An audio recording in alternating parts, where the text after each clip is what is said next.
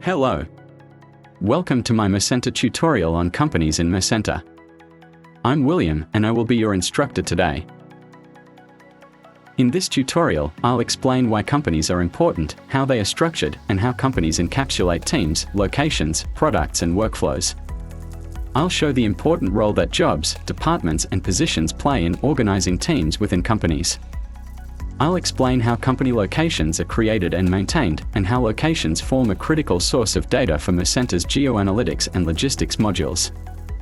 I'll demonstrate how products can be added to companies and defined by custom attributes. When a company becomes party to an agreement, I'll show how its products can be added to the agreement and therefore become bound by that agreement's terms and conditions. Finally, I'll explain how companies can review contractual offers through approval workflows.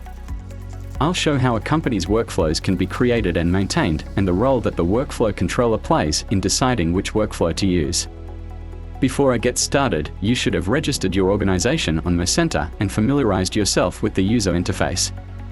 I also recommend that you view the tutorial titled, How to Use the Mercenta Portal, which is also located on this channel. If you wish to follow along, my organization administrator has assigned the permission sets listed so that I can access all the necessary resources for this tutorial. You'll also need to create several other users and jobs, which I'll use later to fill various department positions. Companies are a critical element of an organization. They form the basis for organizing your teams, for encapsulating locations and products, and are the sole legal entity that is capable of binding itself to agreements. Companies are structured hierarchically from the top-level company down to its subsidiaries. There can be only one top-level company in an organization, but each company may have an unlimited number of subsidiaries.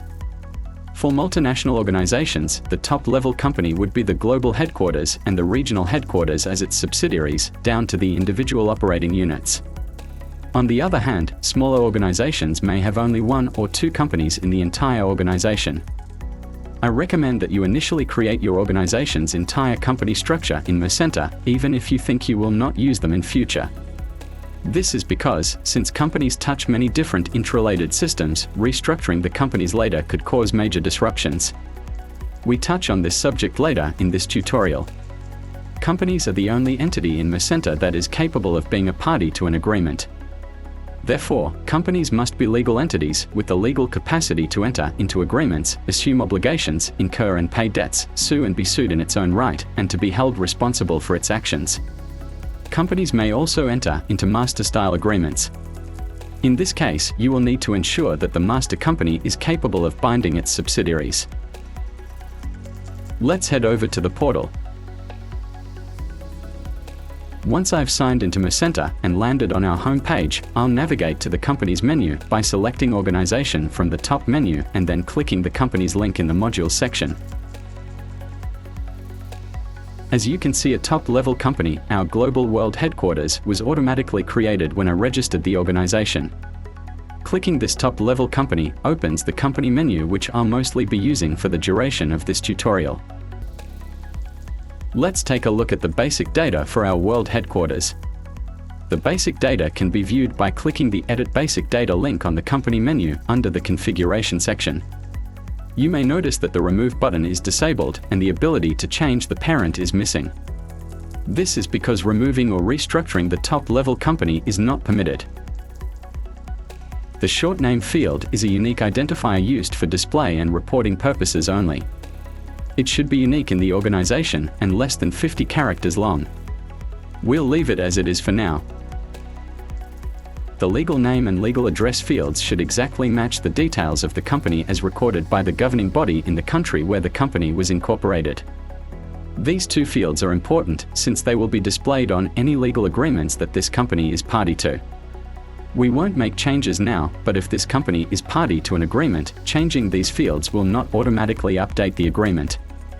Instead, a proposal will have to be created and accepted before the agreement can be amended with the changes. Let's head back to the Companies menu and create a subsidiary for this company. A subsidiary can be created by clicking the plus icon in the Company section. I'm going to input the company details for our regional European headquarters located in France. You'll notice that the parent is our world headquarters.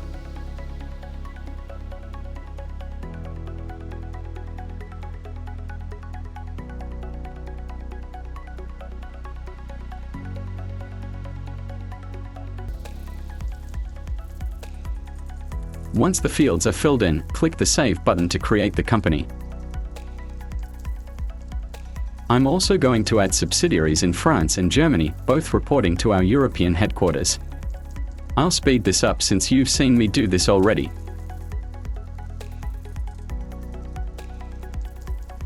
Now that I've added the 3 subsidiaries, I'll show you how to remove a company. You can do this either by clicking the Remove Company link on the company menu or the Remove button in the basic data form. In this demo, I'm going to click the Remove button. As with all critical actions in Mercenta, you will be asked to confirm your action before proceeding. Companies touch many different systems in Mercenta, so removing a company needs to be approached with caution. Since companies contain locations, departments, positions, workflows, and also other subsidiaries, those items will also be automatically removed at the same time.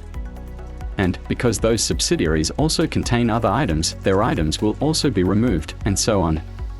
Any agreements or proposals currently undergoing approval, where the removed company is a party, will be unaffected. But as a matter of housekeeping, you should also remove the affected parties from the agreement. Any running workflows where the removed company, its subsidiaries, and their departments or positions have been nominated as approvers will not be affected. However, you won't be able to start the affected workflow unless the approver is first removed. Teams in Mercenta are organized around users, jobs, departments, and positions.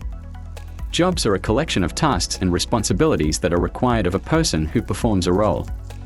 They are defined at the organization level. A department is an operating unit within a company that is responsible for a subject, commodity, or area of activity. Departments contain positions. When a job is implemented in a department, it becomes a position. A user who is assigned to a position is said to have filled that position. And when removed from a position, the position is said to be vacant. Positions may report to other positions, creating a reporting hierarchy spanning across the organization. Traditionally, the positions within a department report to the department leader, and the department leader may report to another position in another department. However, in a matrix organization, positions within the department may also report functionally to positions in other departments. Circular reporting relationships are not allowed. Also note that users, jobs, companies, departments, and positions may be nominated as a decision maker in various systems. I'll discuss this when I cover approval workflows and workflow controllers later in this tutorial. Let's head on over to the portal. First, I'll review the jobs that have already been defined for this organization. Click the Users link in the Modules section on the Organization menu. You'll notice that we've already created a list of jobs for our organization, but we're missing a buyer job, which I'm going to add now. I'll click the plus button in the Jobs section, and then input a unique name for the job, and then save our changes by clicking the Save button. Once the job has been created, I can edit its properties. The job description field is a short description of the tasks and responsibilities that are required of the position that implements this job.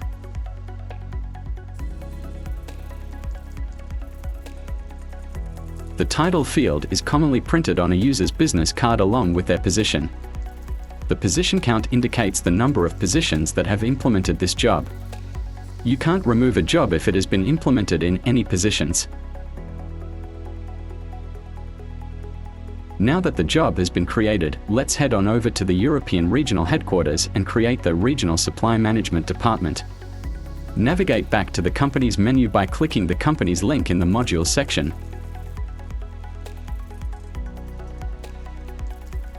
And then click Sun Europe. Then, on the Company menu, click the plus button in the Departments section and input a unique name for the department. And save your changes. Once the department is created, I can edit its basic data by clicking the Edit link. I'll update the department description now to something more meaningful, and then save our changes. Now that the department is created, I'll create some positions in the department. From the same department menu, click the plus button in the Positions section and input a unique name. And select a job for the position. After inputting our data, I will save our changes. Once the position has been created, I'll provide a helpful description and add a reporting relationship. I'll have this position report to the Vice President of Supply Management at the World Headquarters. In matrix organizations, this role would probably also report to the manager of the business unit, but we'll leave it as it is for now. I'll also fill the position with one of our organization users, and then save my changes. I'll also quickly add a second position for this department.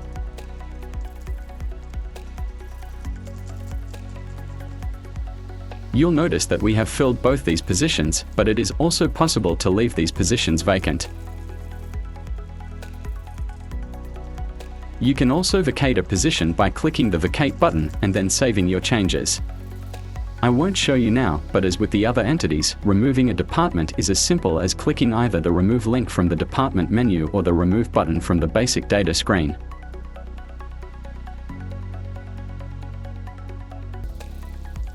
The warnings which apply to removing companies also apply to removing departments and their positions. Removing a department automatically removes its positions. Any running workflows where the department or its positions have been nominated as approvers will not be affected. However, any existing workflows will be invalidated and will not be able to be used until the approver is removed. Locations are used by Mercenta's location analytics as well as logistics and for itineraries. Location must correspond to a physical location used by the company. For example, you may define locations for a company's offices, inwards goods points, warehouses and plants. A location should correspond to a physical point on the Earth and should be defined both as an address and GPS coordinates. Let's head over to the portal where I'll define a couple of locations for our site in Germany. Beginning at the company's menu, click Sun Germany and then click the plus icon in the Locations section on the company menu. When the form loads, I'll input a unique name for the location. In this case we only have one office, so I'll name this location simply Office. And then click the Save button to create the location. Once the location is created, I'll input an address for the office and provide the GPS coordinates. In this beta release, we have not yet implemented support for an interface to get the coordinates using a mapping provider, but in future releases we will implement support in either Google Maps, Baidu Maps, or OpenStreets. In the meantime, use Google Maps to locate your position, right-mouse click, and copy the coordinates from the menu. Then, you can paste the coordinates in here. I'll quickly create another 2 locations.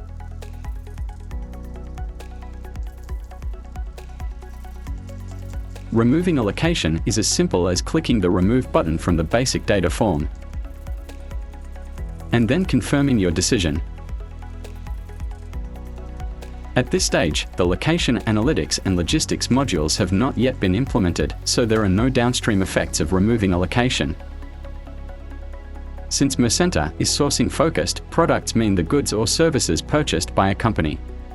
They are defined by their name, description, and any other custom attributes defined by the company and organization. The most common attributes include part and engineering numbers and other physical properties or commodity classifications, such as commodity type or purchasing group. When a buying party's products are added to an agreement, products are the goods or services sold by the supplying parties to the buying parties. We also refer to these parties as the suppliers and buyers. Once incorporated into the agreement, the products are bound by the terms and conditions of the agreement. Of course, you will need to explain the meaning of this in the legal text of your agreements. At the time of this tutorial, we have not yet implemented support for synchronizing products with external systems, nor do we currently support custom attributes. For this reason, you will need to manually add and maintain your product data. Let's head over to the portal where I'll define some sheet metal products that our German manufacturing company will be sourcing.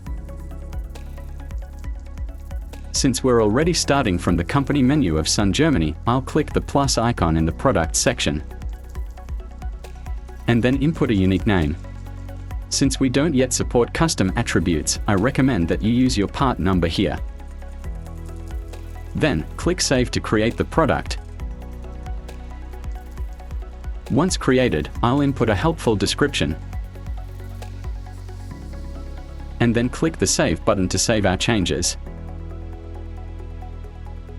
I'll also quickly create another 2 sheet metal products.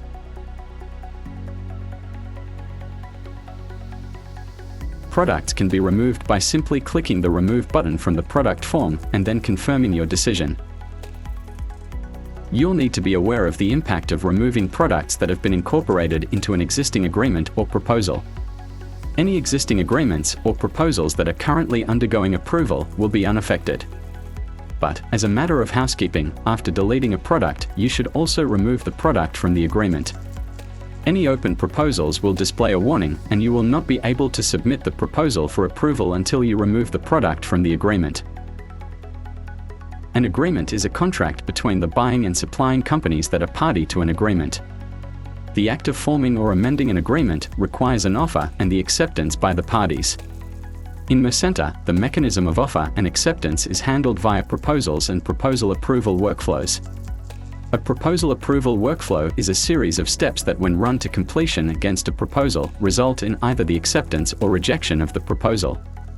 If all the parties accept a proposal via their own approval workflows, then a binding contract is formed. On the other hand, if any of the parties reject the proposal, then the proposal is rejected in its entirety for all the parties. Companies can design approval workflows at the company level, or for an agreement, or for an individual proposal. In this tutorial, I'll show you how to define approval workflows at the company. A company can define an unlimited number of approval workflows.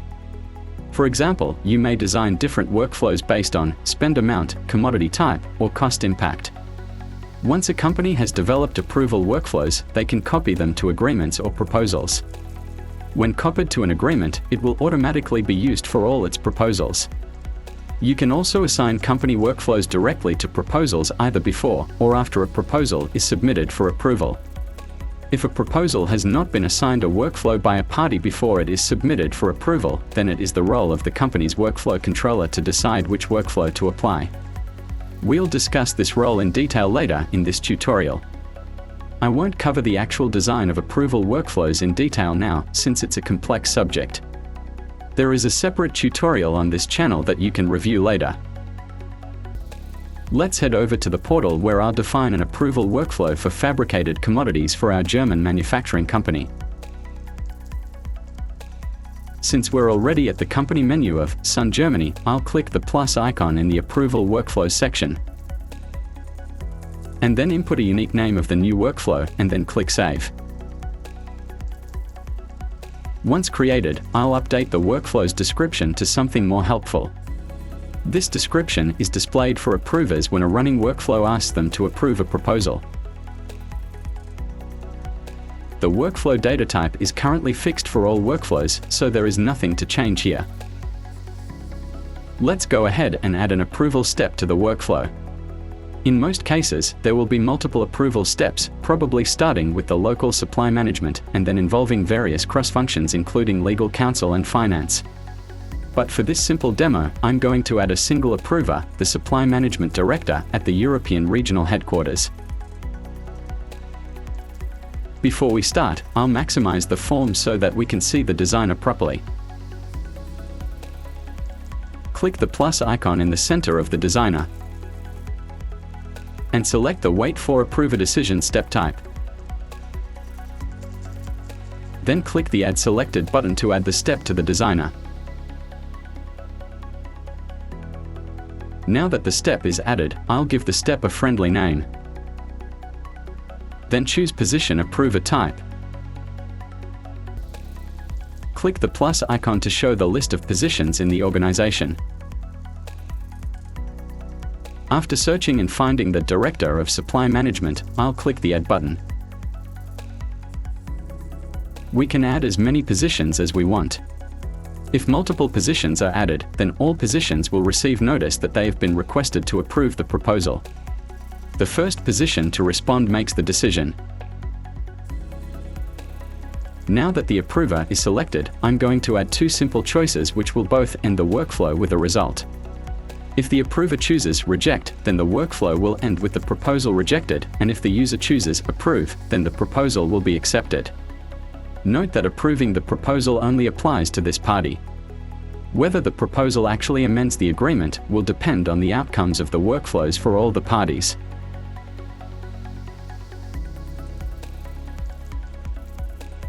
Now that the workflow has been designed, I'm going to save our changes. This workflow is now ready to be used. Next, I'm going to show you how to remove a workflow. Before I do that, I'll quickly create an empty workflow. And then click the Remove button and confirm my decision. Firstly, changing or removing a company approval workflow does not affect any currently executing workflows. Once a company workflow has been copied to an agreement or proposal, its connection with the original is lost, and both the original and the copied workflow can be independently changed or deleted without affecting the other. If you would like a change in the company workflow to be cascaded to the agreement and proposals, then you will need to manually copy them over again. We'll discuss this in greater detail in the agreement and proposal tutorials.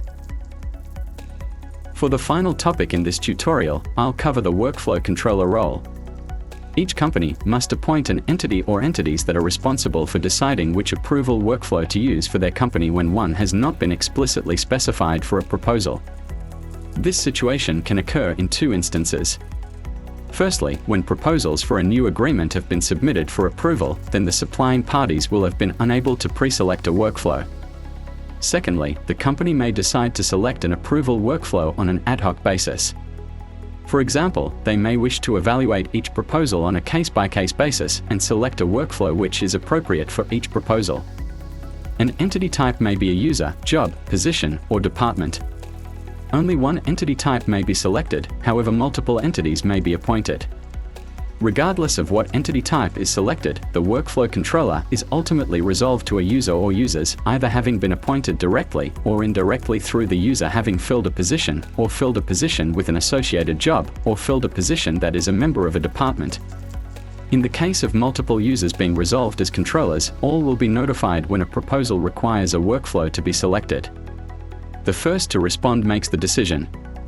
For example, suppose you select a department as the workflow controller and that department has 5 positions. Then all positions in that department may be controllers. But if only 2 of the positions are filled by users, then only those 2 users will be notified when the proposal is submitted for approval.